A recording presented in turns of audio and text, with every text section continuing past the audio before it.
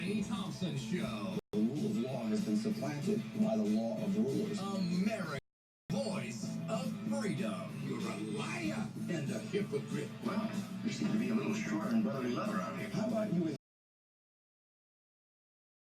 Or have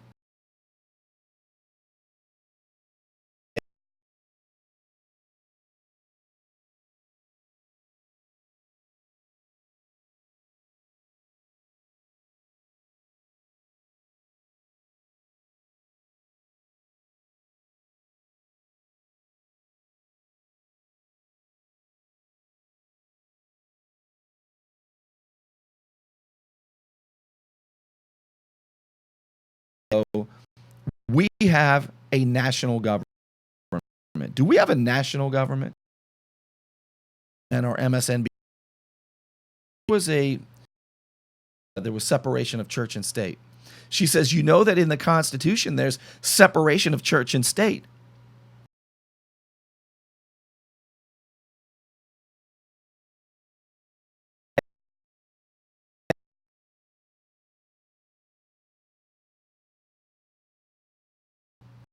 There's a lot of things that made America great. And I'll talk about them in a moment, actually. I'm going to take a quick break. And then in just a minute on myfreedomradio.com and on Periscope. If you don't have the new Periscope,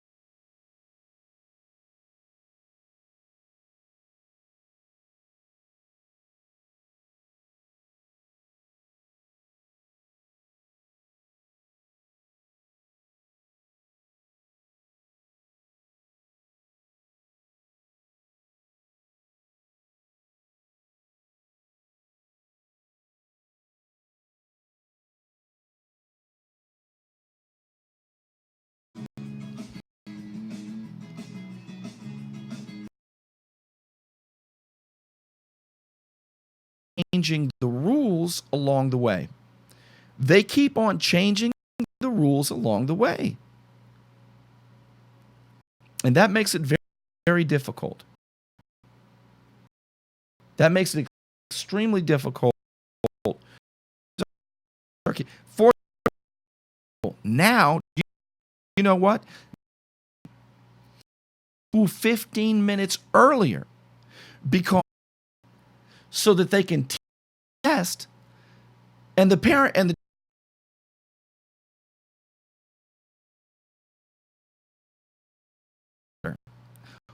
the Obama administration says, you ready for this? That is a family value. More time. No,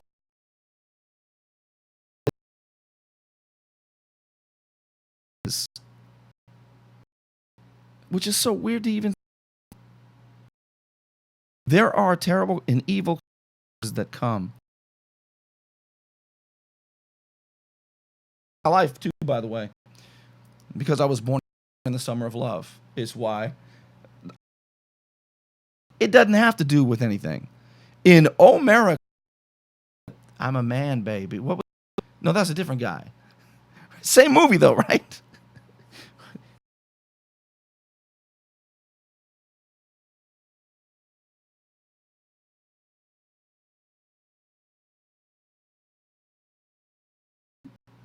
Yeah, I said, we are the ones we've been waiting for. Remember all that stuff? All that talk? We are the ones we've been waiting for. And the narcissism, right? The left has long believed, socialism, communism hasn't worked. It's led to the government's plan. 850. Hey, Burnie, how you about beyond the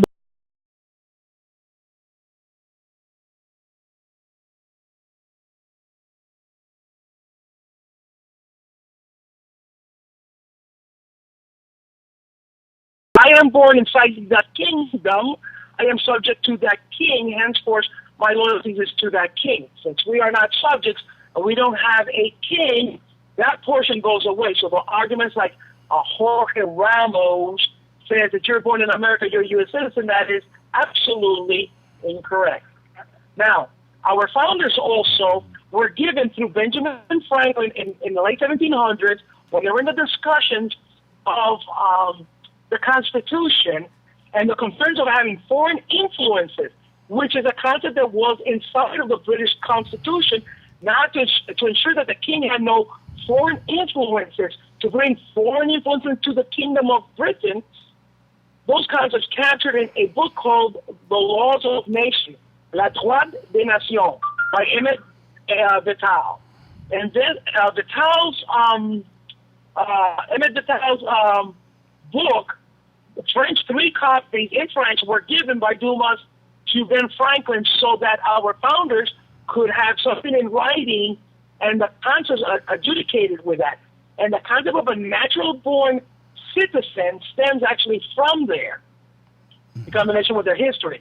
Now, the Constitution, as you and I know, has a partition that we had naturalized people. George Washington, Ben Franklin, Jefferson, Madison, they were naturalized and they were exempted from the natural-born citizen clause requirement for president.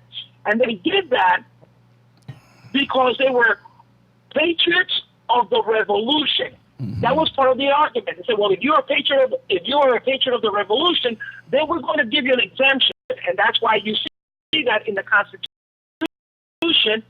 as written. Because their allegiance had been well established. Exactly. They had suffered in blood, sweat, fear, turmoil, and lost financially. So they say, they have proven that they have really no allegiance to England because of the discord that England has brought to these men. Having said that, and that includes women, like Christian was discussing, because free blacks and women were able to vote. Through cronyism and perversion of the law, they were disenfranchised. Later on, having the 20th Amendment, and as well as the 14th Amendment, and the 14th Amendment also there were laws even during Andrew Jackson's day. They were actually trying to make free black people vote, and he actually shot that down, Democrats, by the way, because he thought it was going to upset the balance. The 3/5 portion that she's talking about was another thing, because then the South was, the northern state was saying, well, they're going to have more representatives because they're going to use all free blacks as numbers. Yeah. Their people.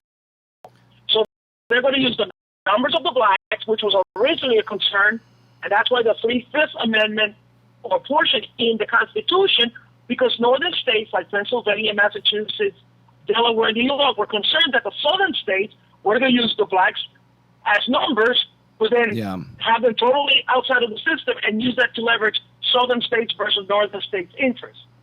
keeping in mind that the states are sovereign. So going back to our natural born citizen, Congress has the power. That's the fourth part. But in the 14th Amendment, then they add the clause born inside the United States, which was a concept also part of the natural born subject. So you're born in the United States, but you have to have jurisdiction.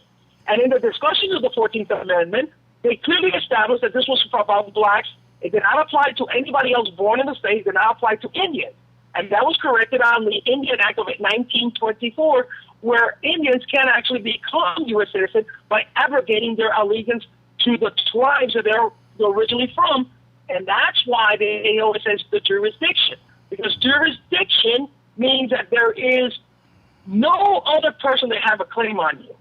And to prove it to you, let's suppose Juan de los Carlotes, Mexicano, illegal alien to make it worse, commits atrocious crimes, and we decide to imprison him, and we decide capital punishment. Is there somebody going to claim him? It should be Mexico. And they do. They have done it. Look at the history over the last 10 years. How many of our people have been in death row, Mexican, that their government says, no, you can't do that because he is a citizen of Mexico. Mm-hmm. So you see, that proves that they have a jurisdiction and somebody has a claim on them. Mm-hmm. And like Chris said, you can make a citizen through the child. It's through the parents. Right. And that's a huge point. And I know it's such a huge point that it makes me very angry that there's people like Ted Cruz, which I love what he says, Rubio, sort of kind of, but he lost tracks with me, and Bobby Jindal, whom I love. None of those three people are natural-born citizens because when they were born, first of all, Cruz was not even born in the United States. The 14th Amendment says in the United States and under the jurisdiction thereof. When they talk about McCain, they say he was born in Panama. Well, he was born inside the Isthmus of Panama under the U.S. flag. Mm-hmm. Big difference. So he was born from a well-established well-established U.S. citizen. My father was born in 1918. His father was a Spaniard who was made naturalized U.S. citizen by the Jones Act in Puerto Rico. So when my father was born in 1920, he was born to a naturalized U.S. citizen. So therefore, my father, being born in Puerto Rico, was a natural-born citizen of the United States. And I, being born to a U.S. citizen in New York, I'm a natural-born citizen. In the case of Rubio, he is born in the United States, but his father's Cuban.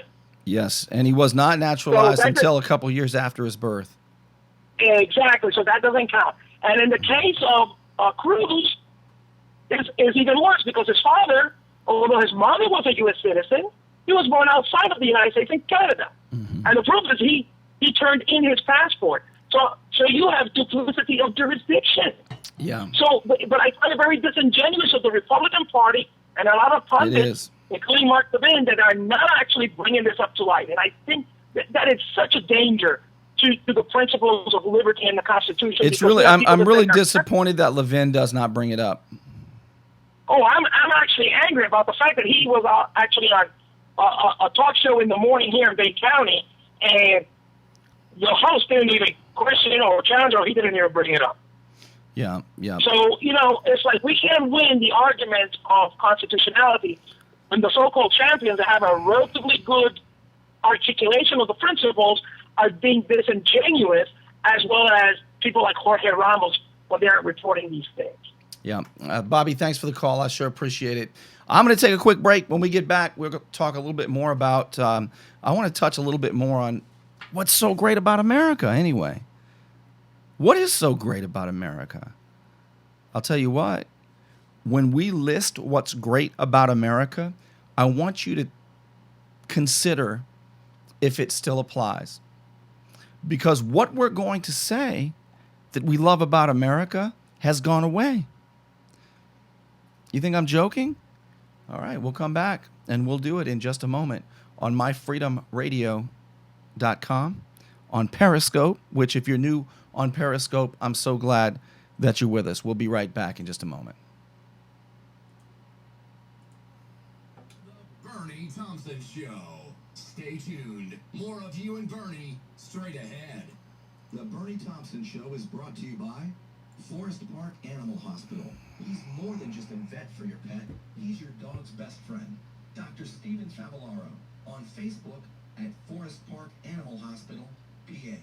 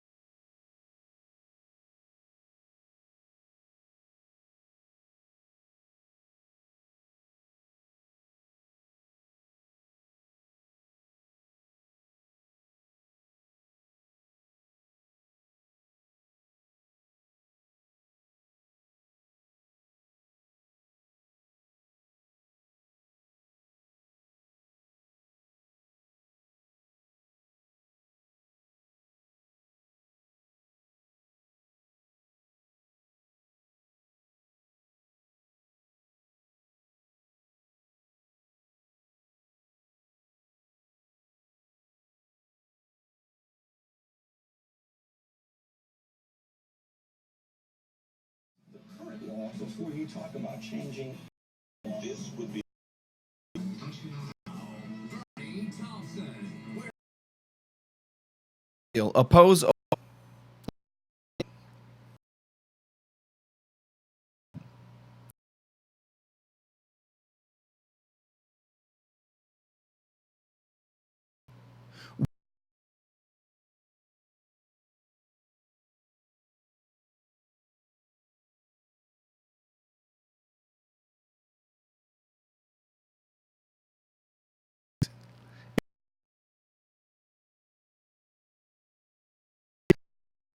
While we cozy up to our enemies, topsy-turvy. But Democrats love it. Democrat voters love it. And this is weird. This is really weird because it didn't used to be this way. I used to agree with Democrats on something. At least I knew where they were going to be. A couple of them at my favorite saloon is where they always were. But what I'm trying to say is we knew kind of where they stood on issues, right? We knew they were going to be they wanted minority unemployment to be low. They wanted to make sure that minorities had work opportunities. Now they don't. Democrats don't give a flip about minority employment anymore. They just want to make sure they've got their smack. Their smack. SNAP. I call it smack because they're addicted to it now. There's nothing more addictive than that. Obama, I can see Obama metaphorically walking around, real cool, like he runs up on stage real cool, and just sliding that needle of dependency warmly into the veins of his constituency, right? I'm going to fight for you. Reward my friends and punish enemies. Here, let me slide this. And then the person just leans back and his eyes roll back. It feels good. But the problem is,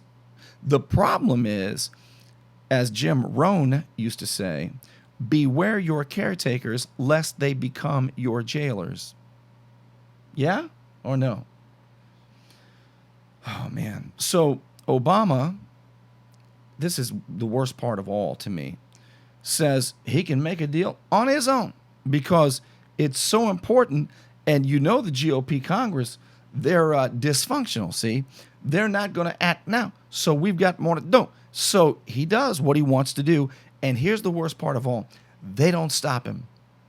You've got the vibrant, you've got the great beguiler in Barack Obama, the vibrant and valorous one, right?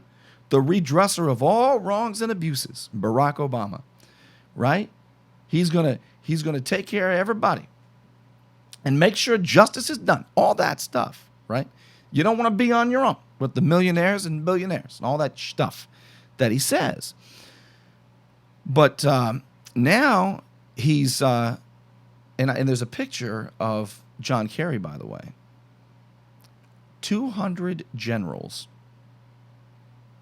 and Israel don't like Obama's Iran deal that the GOP Congress will not check him on.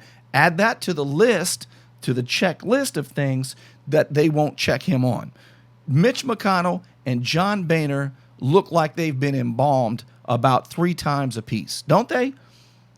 Do you think they do? Barack Obama, bouncing around, throwing his salutes real fast at the U.S. Marines. I hate the way he salutes U.S. Marines, right? He's got his cup in his hand, just a little bit of that afterthought. Yeah, all right. That stuff ticks me off. The U.S. Marines? That's the respect you give? Here, you want to hear more about this story? This is some stuff here. By the way, I'm waiting for Barack Obama to say, it's only 200 generals and Israel, but the rest of the world loves my Iran deal. Now, he can't make an Iran deal. Congress can. But Congress has abdicated that responsibility because they don't want to confront Barack Obama because they don't want the media blowback. So they're not doing what they're supposed to do. And that's why when we name what we love about America or what's so great about America, very few things are going to be left. Let me ask you, what do you love about America? What do you love about America? Jeff called and said that freedom of speech is a big deal, right? We get to say what we don't like about our government. That's a big deal. That's a huge deal. Talk radio. Is it? I can't see. Is it Avery? Talk radio. I'll tell you what. That's very much like what Jeff said, though, isn't it? The ability to criticize our government. It's protected in the First Amendment. Do you know? Here, I'm going to do something, and we've done it before, but again, repetition, I think, is the mother of learning. What are the 5 rights protected in the First Amendment? Do you know what the 5 rights protected in the First Amendment are? There are 5. Freedom of speech. Let's do it. Somebody give me 1 or 2 of them on Periscope. Let's do it on Periscope.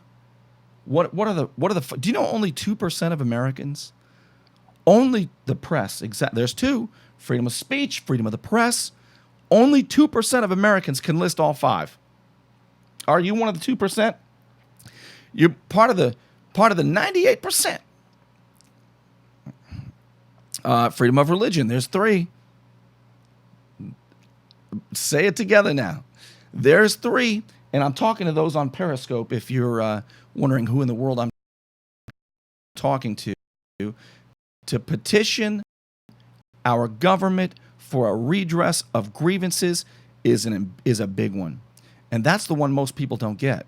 We are allowed, we are born with the right to, and freedom of association. We did it, all 5. Freedom of speech, free exercise of religion, freedom of the press, the freedom to assemble, peaceably assemble, and the freedom to petition our government for a redress of grievances. Look at us with our bad selves, right?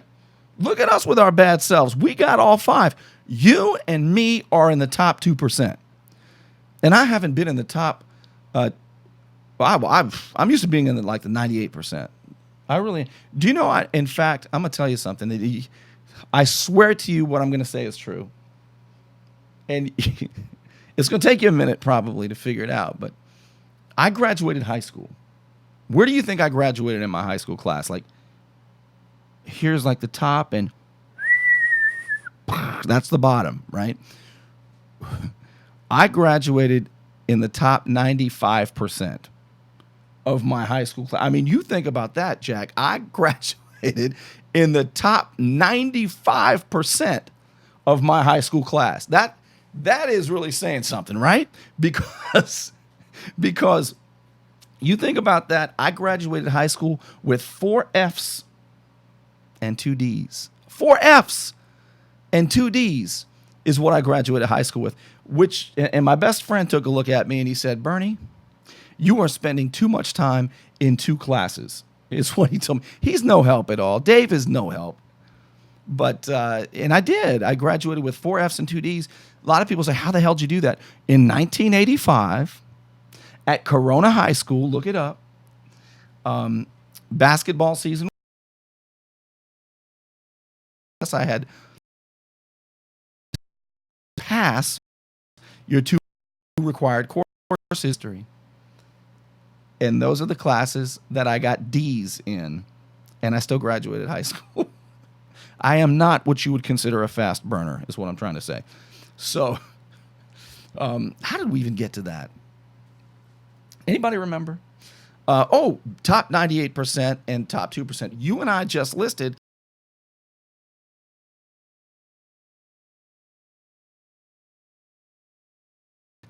Isn't that?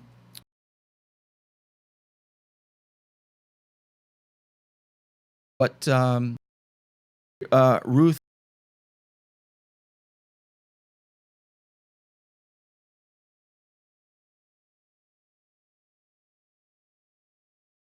You're not.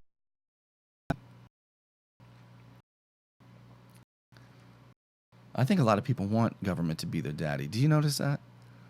One of my favorite chapters in a book, I can't remember the name of the book. It was a black lady was the author, and she was on my show back in 2008, I believe, and she was terrific. And one of the chapters of her book was, what was it exactly? The Uncle Sam. This is it. Uncle Sam is not your baby's dad, not your baby daddy. Uncle Sam is not your baby daddy. If I ever ran for office, and I'm not, but if I ever did, that would probably be one of my campaign slogans. I have two now. I used to only have one, but I just added it on the fly. And it would be this. First is actually nobody owes you jack. That is my first campaign slogan, vote for Burnie. Actually, nobody owes you jack. What you gonna do for me? Actually, nobody owes you jack. Vote for Burnie. See how well I'll do? Number two is Uncle Sam is not your baby daddy. I think that's my second one right there. I don't even know what's after that because I'm going to be on the beach sipping on drinks while it's still legal is what I'm going to be doing. And that's it. Vote for me. Live your life the way you see fit. I'll get government out of the way. Vote for me. Right? I got one vote right there. See, that's I think people are afraid of freedom. I think people are afraid of liberty. I can't believe how much time I spend. I'd vote for you for dog catcher at least, maybe more. If the handouts are nice. I'll tell you this. I was talking to somebody about it recently. I was talking to somebody just recently about this. How voters in America, it used to be that we voted for substance. You know, how long ago? More than 100 years ago, right? We'd vote for substance. That probably, the pivot point on that was probably the JFK, Richard Nixon TV debate is probably when that happened. Because people who listened to that debate in 1960, I believe it was, listened on the radio, they thought Richard Nixon won that debate. People who watched it overwhelmingly thought JFK won that debate because their eyes tickled them. Do you notice that our eyes tickle us? People like style over substance. People love style over substance. Now, I would say now, though, it's even more different. I still think people like style over substance, but now it's definitely who's going to give us the most. Kind of. I'm going to tell you something right now that I got from H.L. Mencken. Do you know who H.L. Mencken is? He was a sardonic columnist in the early 1900s. Okay, H.L. Mencken. Look up some of his quotes if you want to. If you've got some time on your hands and you want to read some of the greatest American quotes, kind of in the same vein as Will Rogers and Mark Twain, except he was more kind of like Billy Wilder. Billy Wilder is my favorite movie writer, screenwriter, and director. And he did movies with Marilyn Monroe in the 40s and the 50s. My favorite by far, Billy Wilder. And he had sort of that sardonic, sarcastic kind of humor, that biting kind of humor. And I think it's hilarious. And H.L. Mencken said that the winner of the election, first of all, he called elections, you ready for this? This is great stuff. He called elections an advanced auction sale on stolen goods. That's what he called elections, an advanced auction sale of stolen goods. And then he said, the person who would win, and this applies today more than ever. Tell me if you think it does. Isn't that good stuff? Here's what he said. The person who's going to win is the one who promises the most with the greatest chance of delivering the least. Has that not been the truth? The one who promises the most with the greatest chance of delivering the least. I'm writing this down because I'm going to tweet it as soon as I get a chance. Again, this is the kind of show where it doesn't come from the notes. I hope you don't mind that, by the way.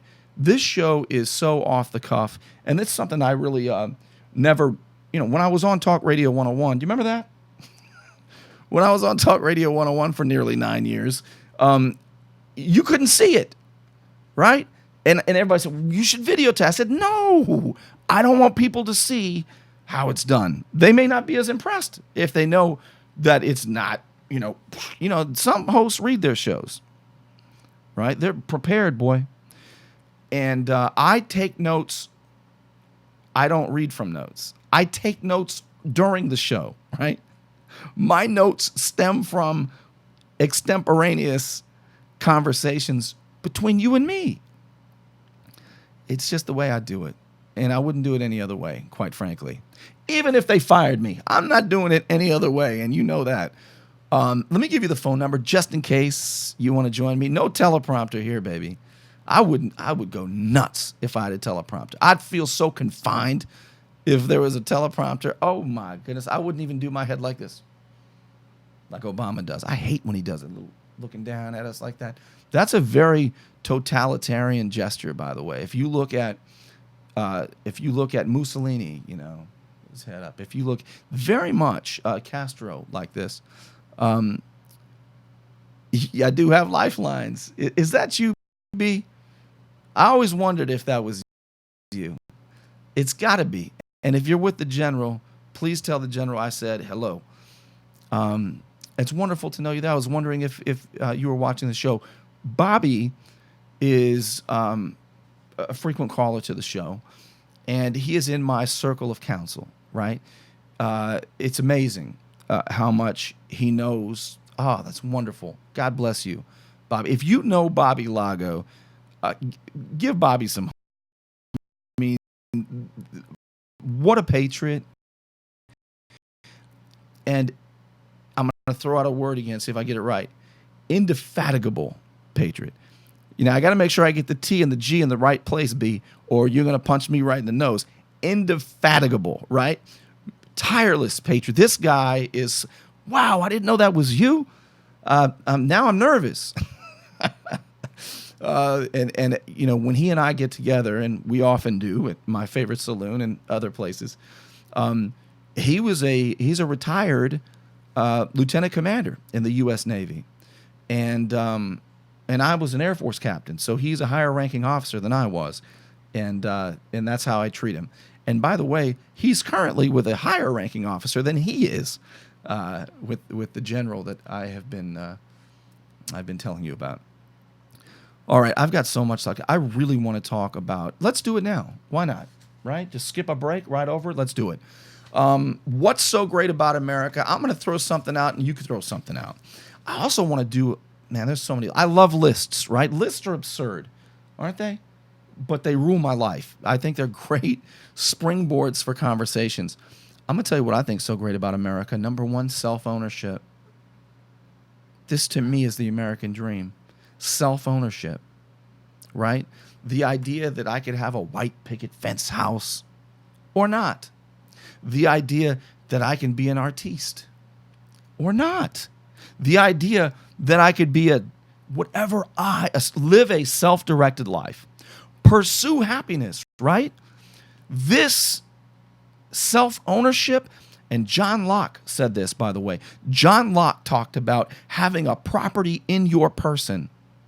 You own you, and I own me. And that's why I can't tell you what to do, because I can't lord over you, because you belong to you and God Almighty, if you believe such things. Now, here's the thing about God. God so loves you, I know what you think I'm going to say, that he lets you make your own choice. And that's why God loves you and government doesn't. Government does not let you make your own choice because government does not love you. Do you agree with that? Government doesn't love you. As a matter of fact, I would argue that in order to love somebody, it is important, it is necessary that they have the ability to do wrong, right? They've got to have the ability to do wrong. Do you think it pleases God when he tells us what is right and wrong, and when we do right and we do good things, when we could do bad things? See, if we are not only obedient, but if we have no, like if we lived in, is it Singapore? You know, they'll cane you if you spit gum on the sidewalk. Boy, I'll tell you, everybody acts right. They don't have the chance to act wrong. Government does not love us because government does not give us the chance to do wrong. God Almighty will not strike you dead with a lightning bolt if you go cavort with a prostitute. There's our word for the day, Elisha. How about that one? Cavort will be the word of the day. It just comes out. If you, yeah. Hey, you call it what you call it. I'll call it what I call it. You cavort, and you just don't scare the horses is all. Oh, jeez. He won't, but government will. Government will strike you down if you do that. God loves you. Government doesn't. I think that free choice and free will is necessary for there to be love. Obedience, subjugation, these things are not of love. They're of control and of power. And so I would say, number one, what's so great about America is self-ownership. What else would we say? You know, private property rights goes along with that, right? That you get to own things, right? Not just self-ownership, but ownership of things. I'll tell you what else I think is so great about America. The structure of our government. You know, let's start at the beginning, actually. This, I think, is beautiful about America. America's founding. America blossomed from two grand ideas. Tell me if you agree with this. America, and I borrow this from Dinesh D'Souza, America was born of two grand ideas. Number one, it was a theological maxim. The theological maxim that you and I are born in God's image and thus free, right? You and I are born, inherent in our humanity is freedom and liberty. It doesn't come from our tribe. It doesn't come from a king. It doesn't come from any of that. It comes because no matter who you are, I don't care if you're white or black, straight or gay, fat or skinny, I do not care. You're born in God's image. And as Jefferson said, the God who gave you liberty at the same time. So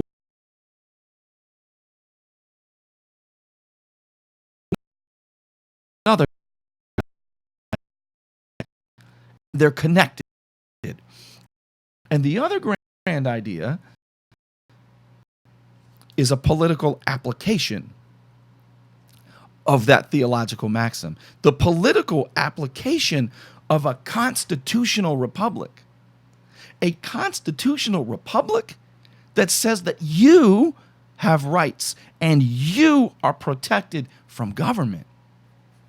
From government.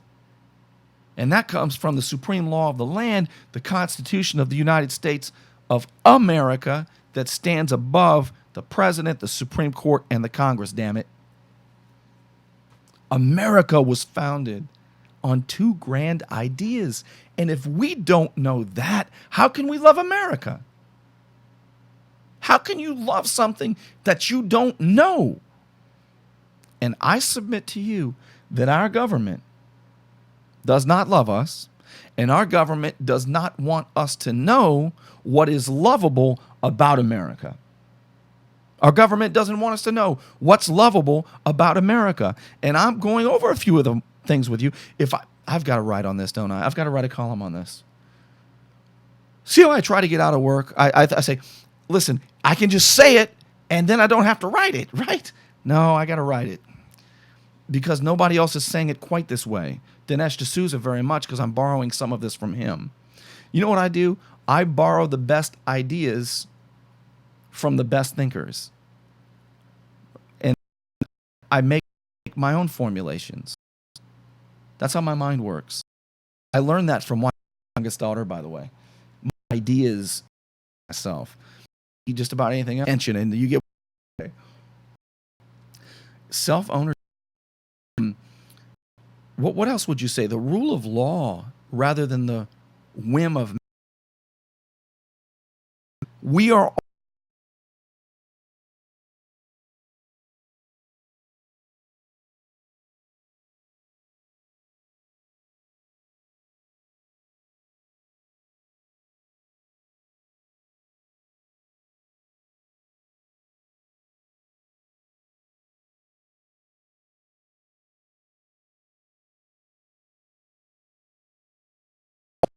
they got they got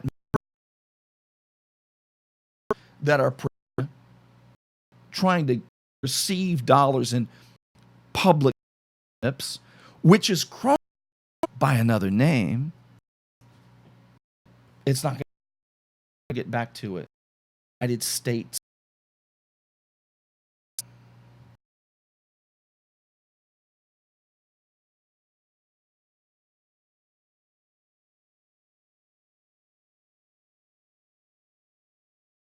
Being taught to our third graders about the Constitution. On the heels of the superintendent saying that students have the constitutional right to an education. That was talking with him later on, by the way. And Jeff, welcome to the show. Country. Now, I honestly don't have a lot of hope that. So I'm going to do this fast. And it would be